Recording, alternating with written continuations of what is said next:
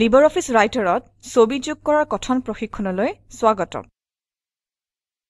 এই প্ৰশিক্ষণত আমি তলত দিয়াখিনি শিকিম।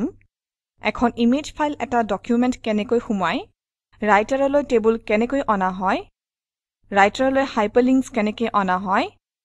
আমি ইয়াত আমাৰ অপাৰেটিং সিস্টেম হিচাপে উবুন্টু লিনাক্স 10.04 আৰু LibreOffice Suite ভাৰ্চন 3.3.4 ব্যৱহাৰ কৰিছো। LibreOffice Writer-ত এটা ইমেজ ফাইল কেনেকৈ অনা হয় সেইটো শিকি আমি আৰম্ভ কৰিম। আমি resume.odt ফাইলটো খুলো আহক। ডকুমেন্টখনত এখন ইমেজ আনিবৰ কাৰণে প্ৰথমে resume.odt ডকুমেন্টখনত ক্লিক কৰক। এতিয়া মেনুবাৰত থকা Insert-ত ক্লিক কৰক, তাৰ পিছত পিকচাৰ আৰু শেষত From File অপশ্যনত ক্লিক কৰক। আপুনি Insert Picture নামৰ ডায়লগ বাকচটো ওলোৱা দেখিব। যদি আপোনাৰ চিষ্টেমত ছবি ৰাখি থোৱা আছে, তেন্তে লোকেশ্যনৰ খালী ঠাইখিনিত নামটো লিখি দি ছবি বাছি ল'ব পাৰে। যিহেতু আমাৰ তেনেকুৱা ৰাখি থোৱা ছবি নাই, সেইকাৰণে আমি স্বয়ংক্ৰিয়ভাৱে যিবোৰ বিকল্প দিয়া আছে তাৰ পৰা এখন ছবি আনি ল'ম। এতিয়া ডায়লগ বাকচটোৰ বাওঁফালে থকা পিকচাৰত ক্লিক কৰক। এতিয়া ছবিবোৰৰ এখনত ক্লিক কৰক আৰু শেষত Open অপশ্যনত ক্লিক কৰক। আপুনি দেখা পাব যে এখন ছবি আপোনাৰ ডকুমেন্টখনলৈ আহিছে। আপুনি নিজৰ মতে ছবিখনৰ আকৃতি সলনি কৰি ল'ব পাৰে আৰু ইয়াক সোঁফালৰ ওপৰৰ চকুটোলৈ লৈ যাব পাৰে। এতিয়া প্ৰথমে ছবিখনত ক্লিক কৰক। আপুনি দেখিব যে ছবিখনৰ কাষে কাষে ৰঙীন হৈ গৈছে। যিকোনো এটা কাষত কাৰ্চৰডাল থওক আৰু মাউচৰ বাওঁফালৰ বুটামটোত হেঁচি দিয়ক। কাৰ্চৰডাল টানি লৈ ছবিখনৰ আকৃতি নিজৰ মতে দি লওক। পুনৰ আকৃতি দিয়াৰ পাছত ছবিখনত ক্লিক কৰক আৰু সেইখনত এডিটৰ ওপৰৰ সোঁফালৰ চকুটোলৈ টানি নিয়ক। ছবি অনাৰ অন্য জনপ্ৰিয় সুবিধাবোৰ হৈ ক্লিপবোৰ্ডৰ পৰা অনা, স্কেনাৰৰ পৰা অনা বা গেলাৰীৰ পৰা অনা। ইয়াৰ পিছত আমি ৰাইটাৰত টেবুল কেনেকৈ আনে শিকিম। ৰাইটাৰত টেবুলে ব্যৱহাৰকাৰীক তথ্য পাতিবোৰ তালিকা আকাৰে থোৱাৰ সুবিধা কৰি দিয়ে। আপোনাৰ ডকুমেন্টলৈ টেবুল এখন আনিবলৈ হয়, আপুনি টুলবাৰত থকা টেবুল আইকনটোত ক্লিক কৰি টেবুলখনৰ আকাৰটো বাছি ল'ব পাৰে বা মেনুবাৰত থকা Insert বিকল্পটোৰ দ্বাৰাও সেইটো কৰিব পাৰে। তেন্তে এডুকেশ্যন ডিটেইলছ শিৰোনামৰ তলত এখন টেবুল আনিবৰ কাৰণে আপুনি শিৰোনামটোৰ তলত কাৰ্চৰডাল থওক। এতিয়া মেনুবাৰত থকা Insert-ত ক্লিক কৰক আৰু তাৰ পিছত টেবলছ বিকল্পটোত ক্লিক কৰক। এইটোৱে কেইবাটাও খালী ঠাই থকা এটা ডায়লগ বাকচ আনিব। নেমৰ খালী ঠাইখিনিত আমি টেবুলখনৰ নামটো Resume Table বুলি লিখি দিওঁ। চাইজ শিৰোনামটোৰ তলত কলমছৰ সংখ্যা 2 বুলি ৰাখি থওঁ। ৰছৰ খালী ঠাইখিনিৰ ওপৰমুৱা কাঁড় চিনডালত ক্লিক কৰক আৰু ৰছৰ সংখ্যা 4 লৈ বৃদ্ধি কৰক। এইদৰে আপুনি কলমছ আৰু ৰছৰ ঠাইত থকা ওপৰমুৱা আৰু তলমুৱা কাঁড় চিনকেইডাল ব্যৱহাৰ কৰি টেবুলখনৰ আকৃতিটো ডাঙৰ কৰিবও পাৰে বা সৰু কৰিব পাৰে। এতিয়া ডায়লগ বাকচটোৰ অটো ফৰমেটত ক্লিক কৰক। এইটোৱে এটা নতুন ডায়লগ বাকচ খুলিব, য'ৰ পৰা আপুনি আনিব বিচৰা টেবুলখনৰ গঠনটো কেনেকুৱা লাগে সেইটো বাছি ল'ব পাৰে। ৰাইটাৰে গঠন বাছি ল'বৰ বাবে কেইবাটাও বিকল্প দিয়ে। আমি ফৰমেটৰ তলত None বিকল্পত ক্লিক কৰিম আৰু তাৰ পিছত OKত ক্লিক কৰিম। OKত আকৌ ক্লিক কৰিম। আপুনি দেখা পাব যে শিৰোনামটোৰ তলত 2টা স্তম্ভ আৰু 4টা শাৰী থকা এখন টেবুল আহিছে। আমি এতিয়া টেবুলখনত তালিকা আকাৰে যিকোনো তথ্য লিখিব পাৰিম। উদাহৰণ হিচাপে টেবুলখনৰ প্ৰথম শাৰী আৰু প্ৰথম স্তম্ভত থকা বাকচটোত ক্লিক কৰক। আমি ইয়াত Secondary School Examination বুলি লিখিম। এতিয়া লগতে থকা চেলটোত ক্লিক কৰক আৰু 93% লিখক। এতিয়া দেখিম যে ৰমেশে মাধ্যমিক বিদ্যালয়ৰ পৰীক্ষাত শতকৰা 93 পাইছে। একেদৰে আমি টেবুলখনত আৰু অলপ শিক্ষামূলক তথ্য লিখিম। Secondary School Examination বুলি লিখি থোৱা চেলটোৰ তলতে থকা চেলটোত ক্লিক কৰক। আমি ইয়াত High Secondary School Examination বুলি লিখিম আৰু লগৰ চেলটোত 88% লিখিম।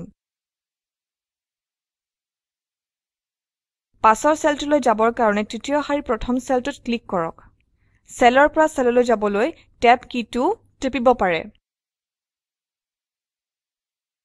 এতিয়া টেবটো হেঁচি দিয়ক আৰু গ্ৰেজুৱেশ্যন লিখক। লগতে থকা চেলটোত নম্বৰ 75% লিখক অন্তিম শাৰীৰ প্ৰথম চেলত ক্লিক কৰক পোষ্ট গ্ৰেজুৱেশ্যন লিখক আৰু কাষৰ চেলত 70% লিখক শেষত আমি অন্তিম শাৰীটোৰ প্ৰথম চেলটোত শিৰোনাম পোষ্ট গ্ৰেজুৱেশ্যন লিখিলো আৰু লগতে থকা চেলটোত প্ৰাপ্ত সাফল্য 70% লিখিলো এতিয়া আমি দেখিলো যে ৰেজিউমত টেবুলখনে শৈক্ষিক তথ্যখিনি দাঙি ধৰিছে আমি টেবুলখনৰ অন্তিম চেলটোত কাৰ্চৰডাল থওঁ এতিয়া আপুনি যদি টেবুলখনৰ অন্তিম চেলটোৰ তলত আৰু এটা শাৰী আনিব বিচাৰে তেনেহলে কিবৰ্ডৰ টেব কীটো হেঁচি দিয়ক আপুনি দেখা পাব যে এটা নতুন শাৰী আহিছে টেবুলখনৰ বাওঁফালে আমি ডিগ্ৰী পোৱা হিচাপে PhD লিখিম আৰু সোঁফালে নম্বৰ হিচাপে 65% লিখিম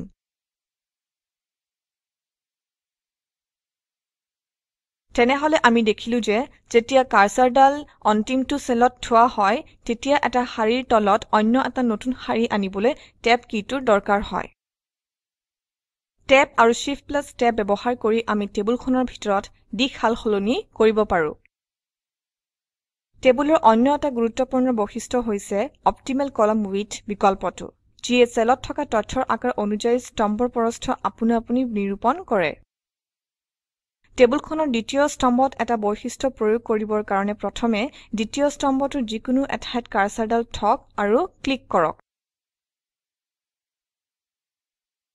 গতিকে আমি অন্তিম চেলটোৰ 65% লিখি থোৱাৰ পাছতে কাৰ্চৰডাল থওঁ আহক এতিয়া মেনুবাৰত থকা টেবুল মেনুত ক্লিক কৰক আৰু অটোফিট বিকল্পটোলৈ যাওক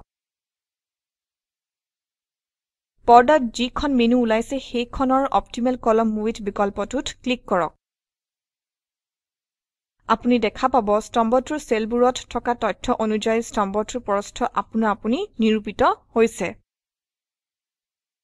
আমি একেদৰে এখন টেবুলৰ যিকোনো স্তম্ভতে এনে কৰিব পাৰো আপুনি আপোনাৰ টেবুলখনৰ কাৰণে যিকোনো ধৰণৰ সীমা দি ল'ব পাৰে সীমাবিহীনৰ পৰা আৰম্ভ কৰি সকলো ভিতৰুৱা আৰু বাহিৰা সীমা দিব পাৰিব তাৰ বাবে মেনুত থকা টেবুল টেবটো বাছনি কৰক আৰু উপযুক্ত বিকল্পটো বাছিবলৈ টেবুল প্ৰপাৰ্টিজ অপশ্যন বৰ্ডাৰ্ছ টেবত বাছনি কৰক ইয়াৰ পিছত আমি হাইপাৰলিংকছ কেনেকৈ সৃষ্টি কৰে চাম হাইপাৰলিংকছ অনুসৰণ কৰাটোৱেই হাইপাৰটেক্সটখিনি নেভিগেট কৰা বা ব্ৰাউজ কৰাকে বুজায় তথ্য এটাৰ হাইপাৰলিংকে যি সংকেত বা নিৰ্দেশ দিয়ে সেইটো পঢ়োঁতাজনে প্ৰত্যক্ষভাৱে অনুসৰণ কৰিব পাৰে বা আপুনি অনুসৰিত হয় হাইপাৰলিংকে এখন সম্পূৰ্ণ তথ্যলৈ আঙুলিয়াই বা তথ্যখনৰ ভিতৰৰ নিৰ্দিষ্ট উপাদানলৈ আঙুলিয়ায় হাইপাৰলিংকৰ ফাইল প্ৰস্তুত কৰাৰ আগতে আমি হাইপাৰলিংক হ'ব পৰা ফাইল এটা প্ৰস্তুত কৰিম তাৰ বাবে টুলবাৰৰ নিউ আইকনত ক্লিক কৰিম এটা নতুন তথ্যসূচীৰ লেখ খুলিব এতিয়া আমি এই নতুন তথ্যসূচীখনত অভিৰুচিৰ কাৰণে নতুন টেবুল প্ৰস্তুত কৰিম তাৰ বাবে আমি শিৰোনামটো হবিজ বুলি লিখিম এতিয়া এন্টাৰ কি হেঁচি দিয়ক এতিয়া কেইটামান অভিৰুচি যেনে listening to music playing table tennis আৰু পেইণ্টিং এটাৰ তলত আনটো লিখক ফাইলটো সেভ কৰা হ'ল টুলবাৰৰ সেভ আইকনটোত নেম বুলি থকা ঠাইখিনিত ফাইলটোৰ নামটো হবি বুলি লিখক এতিয়া তলৰ শাৰীৰ সেভ ইন ফল্ডাৰত ক্লিক কৰক আৰু লগতে ডেস্কটপ বিকল্পটোত ক্লিক কৰক এতিয়া সেভ বুটামটোত ক্লিক কৰক এনেকৈ ফাইলটো ডেস্কটপত সংৰক্ষণ কৰিব পৰা যায় এতিয়া আমি এই ফাইলটো বন্ধ কৰো এতিয়া resume.odt ত এই ফাইলটোৰ এটা হাইপাৰলিংক প্ৰস্তুত কৰো আহক যিটোৰ দ্বাৰাই ফাইলটোৰ তথ্য খুলিব পৰা যায় শৈক্ষিক তথ্য থকা টেবুলখনৰ তলতে শিৰোনামটো হবিজ বুলি লিখিম এই হবিজ বুলি লিখা কথাখিনি হাইপাৰলিংক কৰিবলৈ প্ৰথমে হবিজত কাৰ্চৰডাল টানি লিখাখিনি বাছনি কৰক এতিয়া মেনুবাৰৰ ইনচাৰ্ট মেনুত ক্লিক কৰক আৰু তাৰ পিছত হাইপাৰলিংক বিকল্পটোত ক্লিক কৰক এটা ডায়লগ বাকচ ওলাই আহে য'ত ইণ্টাৰনেট মেইলছ নিউজ ডকুমেণ্টছ আৰু নিউজ ডকুমেণ্টছৰ দৰে বিকল্প আছে যিহেতু হাইপাৰলিংকৰ কাৰণে আমি এটা লেখ তথ্যসূচী প্ৰস্তুত কৰিব লাগে আমি ডকুমেণ্টত ক্লিক কৰিব লাগিব এতিয়া পাথ ফিল্ডৰ ওপেন ফাইল বুটামটোত ক্লিক কৰক আগতে প্ৰস্তুত কৰি থোৱা নতুন তথ্যসূচী সুমুৱাবলৈ এতিয়া ডায়লগ বাকচৰ ডেস্কটপ বিকল্পটোত ক্লিক কৰক এতিয়া hobby.odt ফাইলটোত ক্লিক কৰক আৰু তাৰ পিছত ওপেন বুটামটোত ক্লিক কৰক আপুনি পাথ ফিল্ডৰ ভিতৰত সোমাই ৰখা ফাইলটোলৈ যাওক তাত পাথটো দেখা পাব এতিয়া এপ্লাই ফিল্ডত ক্লিক কৰক আৰু তাৰ পাছত ক্লোজ বুটামটোত ক্লিক কৰক আপুনি দেখা পাব যে হবিজ বুলি লিখা কথাখিনি নীলা ৰঙৰ হৈছে সেয়েহে আখৰখিনি এতিয়া হাইপাৰলিংক হৈছে এতিয়া হবিজ শিৰোনামটোত কাৰ্চৰডাল থক আৰু কন্ট্ৰল P ৰ লগতে মাউসৰ বাওঁফালৰ বুটামটো একেলগে হেঁচি দিয়ক আপুনি দেখিব হবিজ থকা ফাইলটো খোল খাইছে একেদৰে আপুনি ছবি আৰু ৱেবছাইটৰ কাৰণেও হাইপাৰলিংক কৰিব পাৰে ইয়াতে লিবাৰঅফিছ ৰাইটাৰৰ প্ৰথম প্ৰশিক্ষণৰ প্ৰায় সামৰণি পৰিছে চমুকৈ ক'বলৈ গ'লে আমি শিকিলো ইমেজ ফাইল এটা ডকুমেণ্ট এখনলৈ কেনেকৈ আনে ৰাইটাৰত টেবুল কেনেকৈ আনে ৰাইটাৰত হাইপাৰলিংক কেনেকৈ কৰে বিস্তাৰিত নিৰ্দেশাৱলী practice.odt ফাইলটো খোলক ফাইলটোত এখন ছবি সুমুৱাওক তিনিটা শাৰী আৰু দুটা স্তম্ভৰ এখন টেবুল আনক ফাইলত থকা ছবিটো ক্লিক কৰি www.google.com ৱেবছাইটত খুলিবলৈ হাইপাৰলিংক এটা বনাওক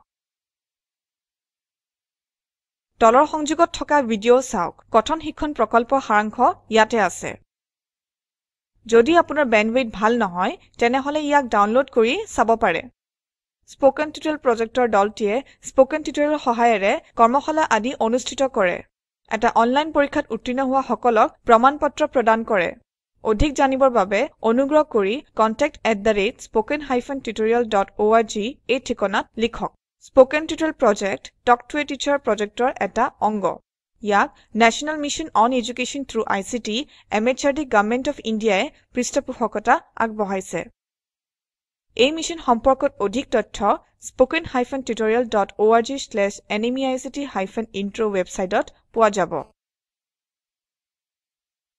এই শিক্ষণ সহায়িকা আগবঢ়ালে মৌচম শৰ্মায়ে মই মৌচুমী মেধিয়ে সাইন অফ কৰিছো যোগদানৰ বাবে ধন্যবাদ